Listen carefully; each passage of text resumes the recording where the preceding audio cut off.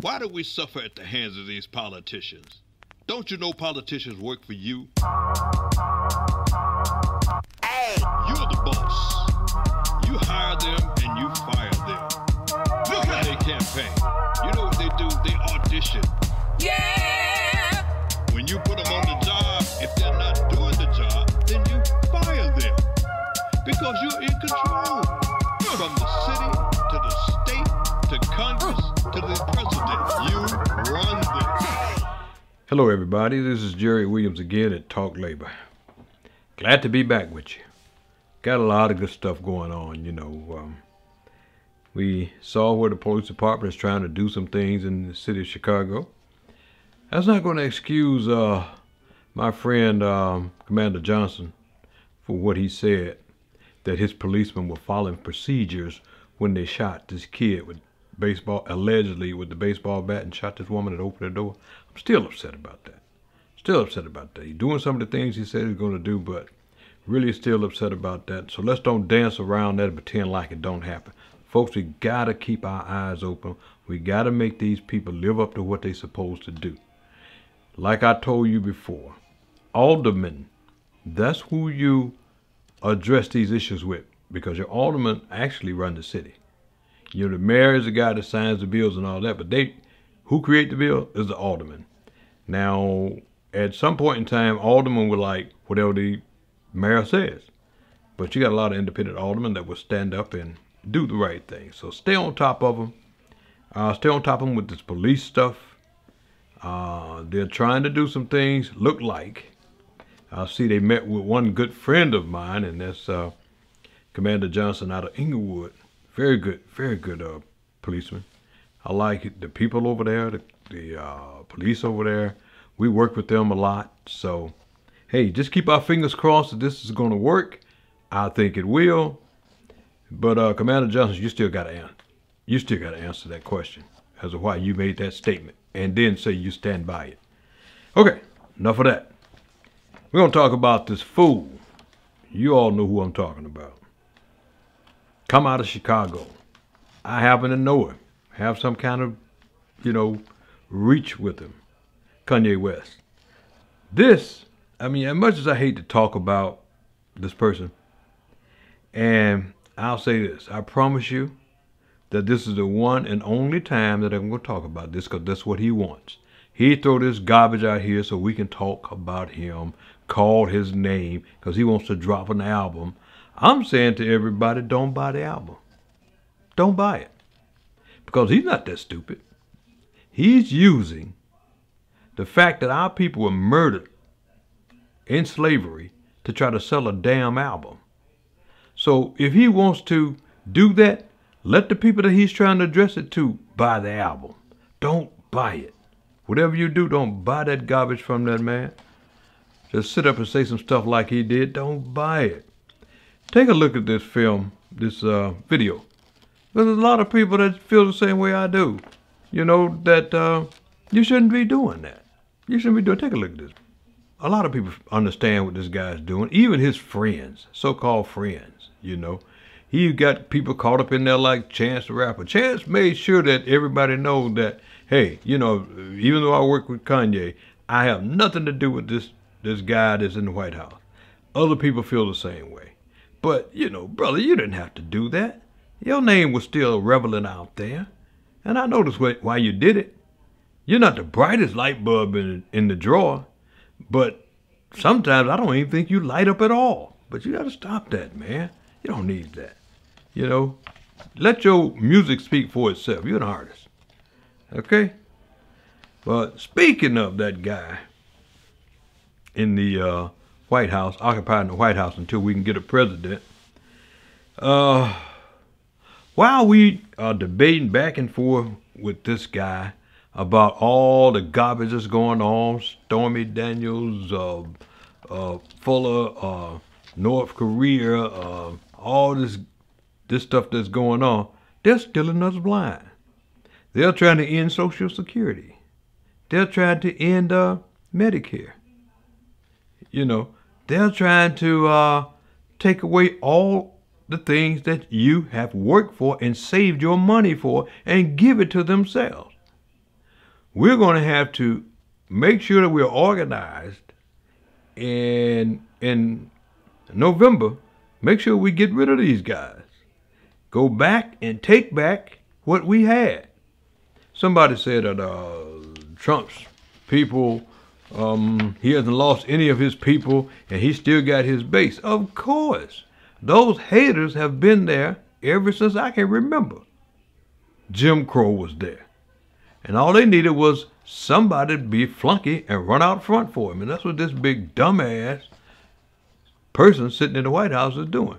People don't understand this. Take a look at him. Just take a look at him. Listen to him. He acts like a spoiled 7th grade bully. And you know bullies ain't what the owl left on the roosting pole. All you got to say is boo and they run. He's a big spoiled bully from the 7th grade. Man dodged the army, made all kind of excuses, you know, and now he's telling people go out there and get killed for me because I need to be reelected again. Oh my goodness. Man, I don't know. But anyway, tonight is the night we want to talk about. Not only that, I want to say to America, don't go to sleep on these people. Don't go to sleep on them because there's too much at stake.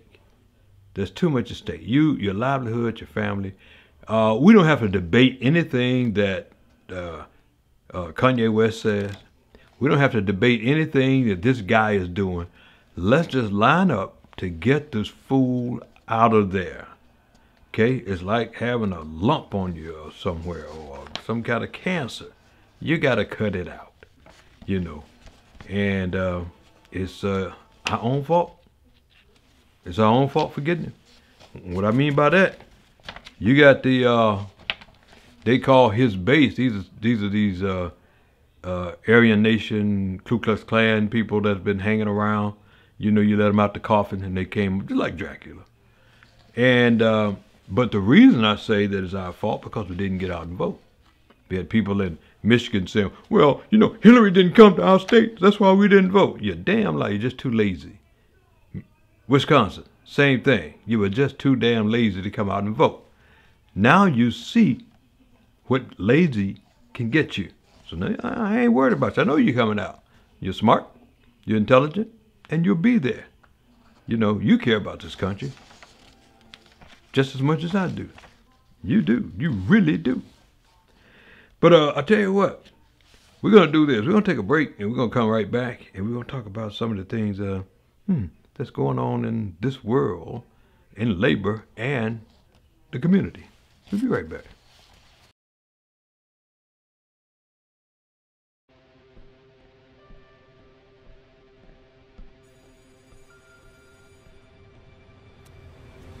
Hey, loser. Leave me alone.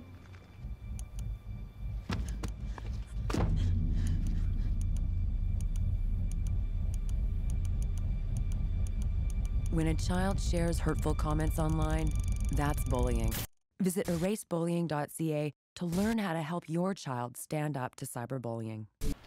Okay, we're back. We're back, y'all. And I want to talk about something that's very important right now to the ATU people, the pensioners at CTA. I'm always talking about that because I'm a part of them.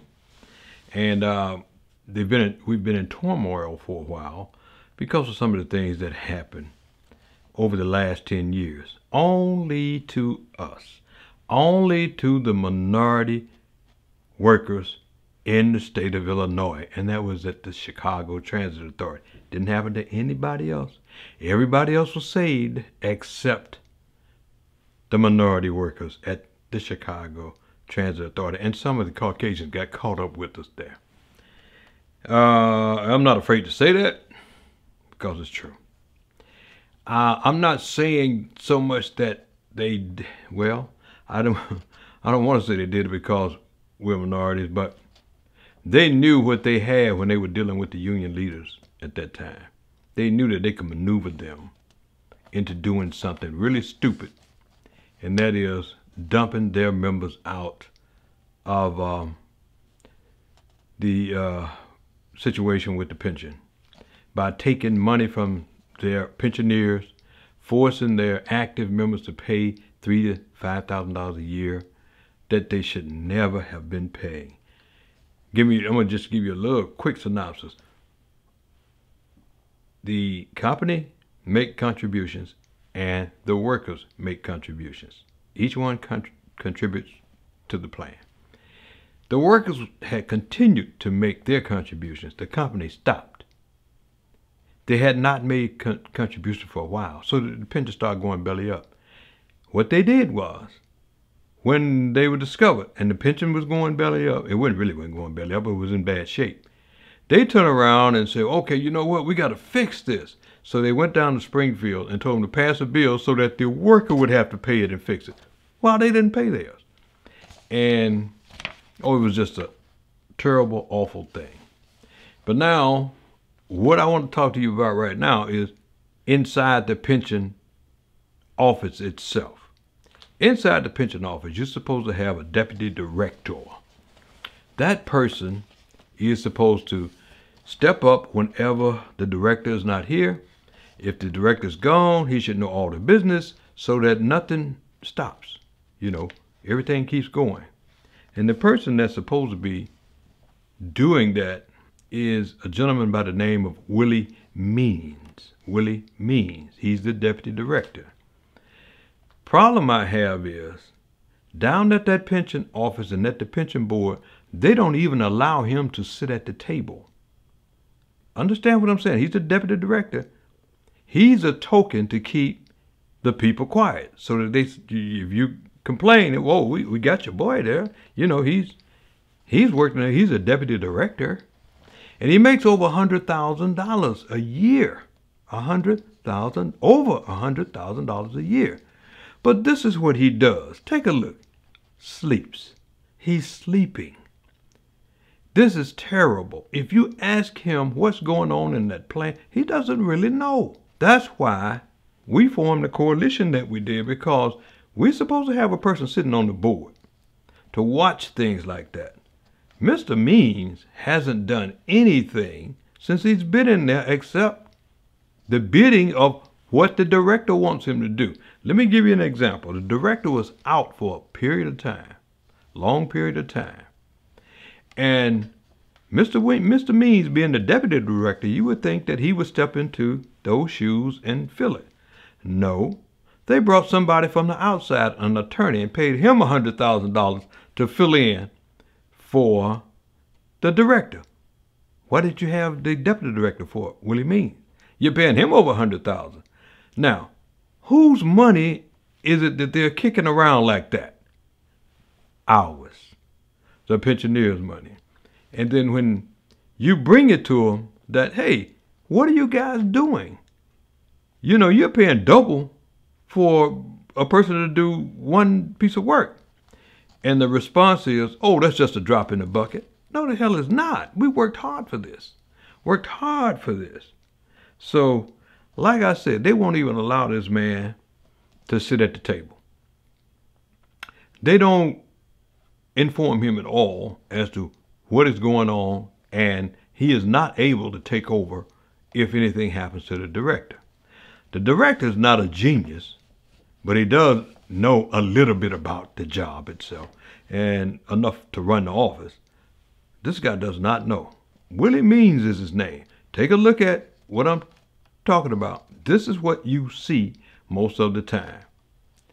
When I went down to the pension board meetings, his job was to bring in the cookies and the Cokes for everybody and the sandwiches, and then go sit by the door and greet people as they come and go. Honest to God.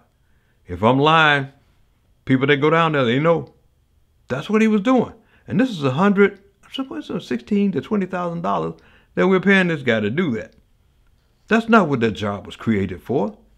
I know because I am the person that created that job. So I know that's not what the job was created for. So I want people to be aware of what's going on, because if we don't, that's just a little bit of what I'm concerned about when it comes to our plan, because they want to try to take over this plan. They want to take this plan. They basically then took it over, but we got to protect it. That's what this coalition is about. And I want to hand out congratulations to members of the coalition. I'm talking about the people I'm talking about the meeting on Thursday. I'm talking about how people respond, how they greeted the attorneys, just the whole deal. It's such a great thing. You know, I think we got some footage, and we're going to be able to show that at my next show. And I'm really grateful to these guys, all of them, the president, Funches, vice president, Rogers, Suzette, secretary, Ronald Roach, treasurer, and Tommy Little, the assistant treasurer. And we also want to reach out to the committees and stuff. So kudos to you guys. Love it. Love what you're doing. They're in there to regulate that pension. We're going to put a person on that board. They tell us we can't do it. Watch us.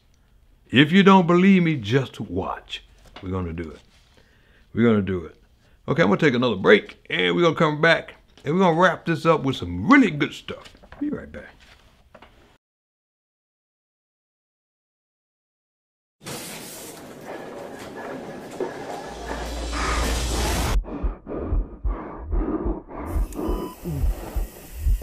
All right, what do we got? Just came in. Heart attack. 5'9", 300 pounds, 32 years old. How the hell does that happen?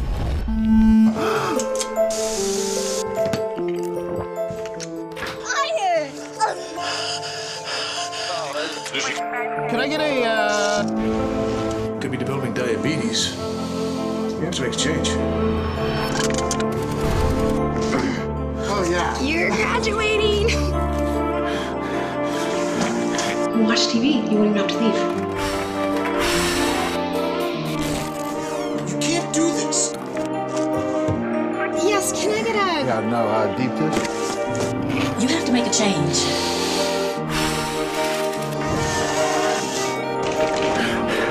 Good job, Jim. You got an A+.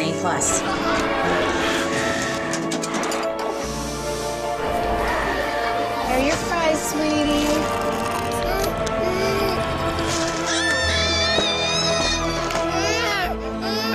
I still can't believe you give this child French fries. I know, but it's the only thing that'll make him stop.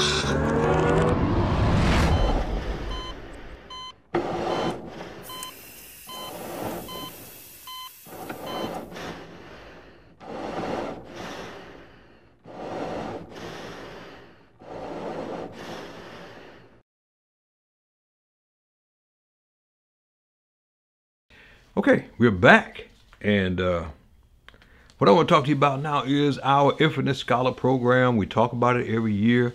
Man, I'm so proud of this because these kids get the opportunity to further their education. We got one young man, he sent a letter back and wrote how he really appreciates Infinite Scholar giving him the opportunity and the breaks that he did. He got scholarship. Now he's a senator down in Missouri. You know, we got other people. We have an ambassador. It was ambassador to, I forget what the name of it is, but when President Obama was in office.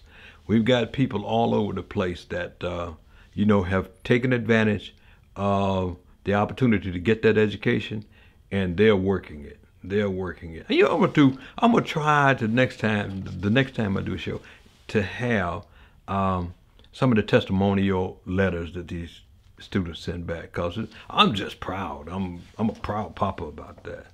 I'm like I said before, I started off as just a regular volunteer, became the one of the executive board members, and now I'm the co-chairman of the national, that's all over the country, Infinite Scholar program. Got another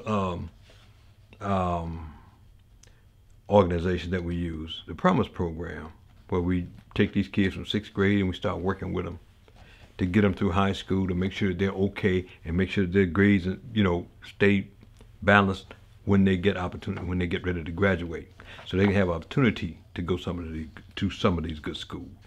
And one other organization that is also a part of all of this, Promise program and SOC, that's ran by Mr. T.L. Williams.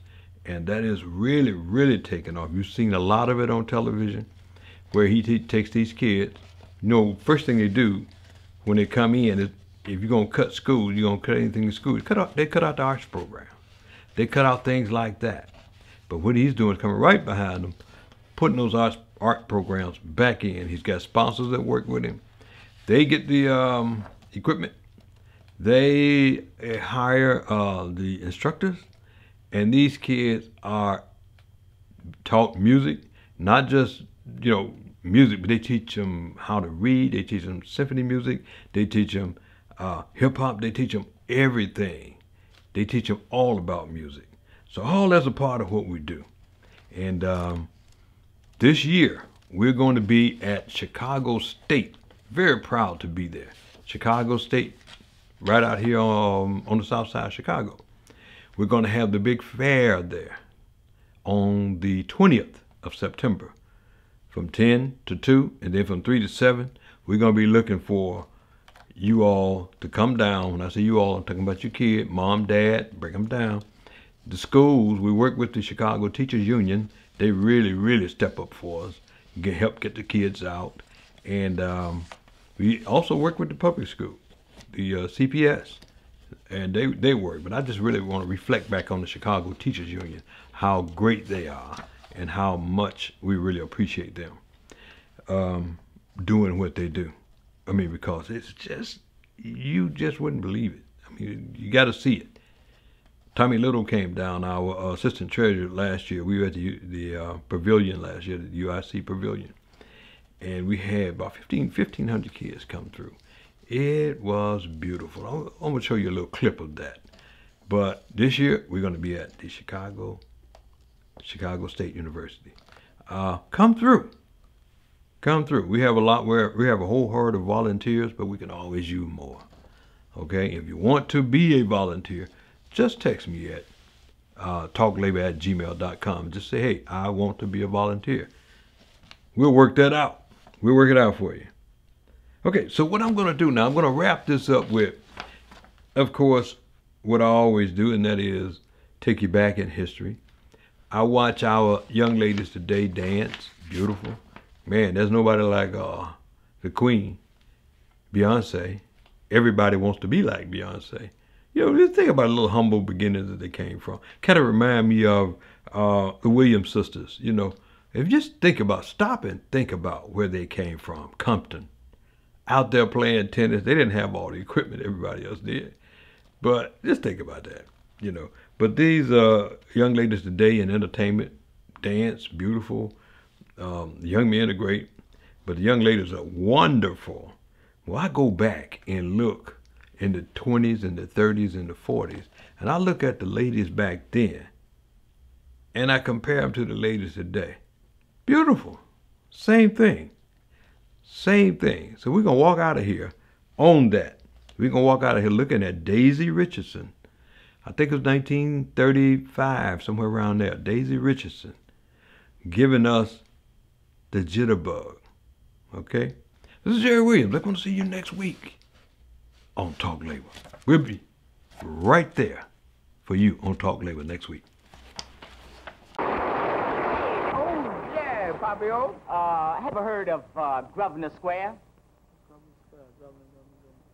Yeah, we got a number by that name, Grosvenor Square. Well, man, let me tighten your wig. I'm going to show you what I found in Grosvenor Square.